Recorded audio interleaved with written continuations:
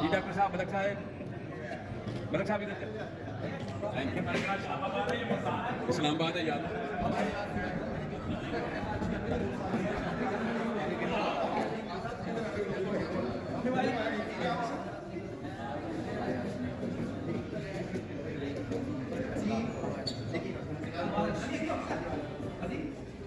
जी sir देखिएगा।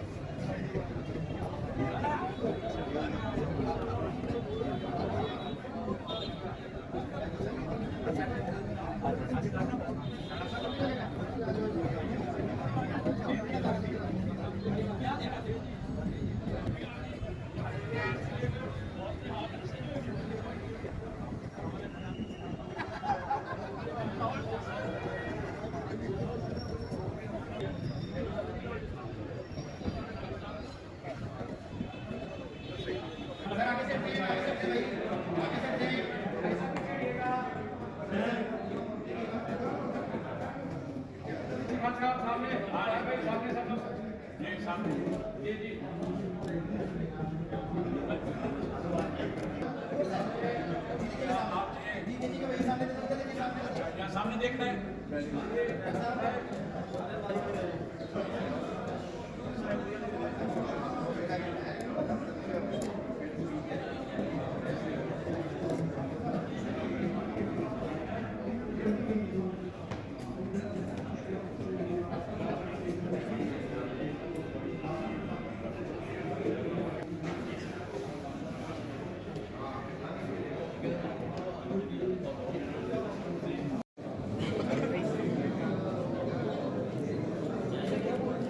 क्या वो कौन था जालिम आदमी?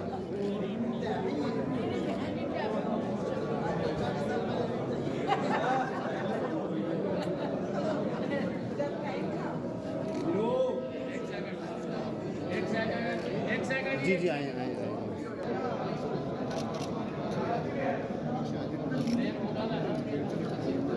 यार को देख नहीं रहा। मेरी बात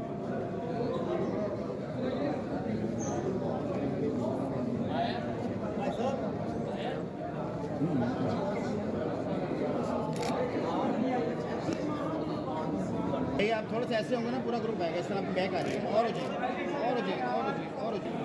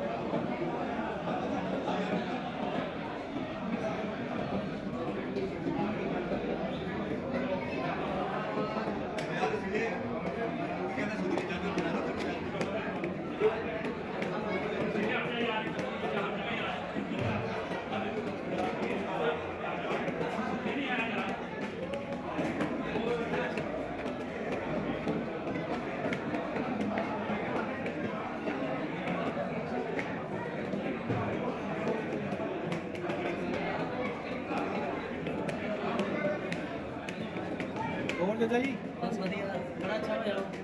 उसी के लाके से खा लिया हो रहा है दसना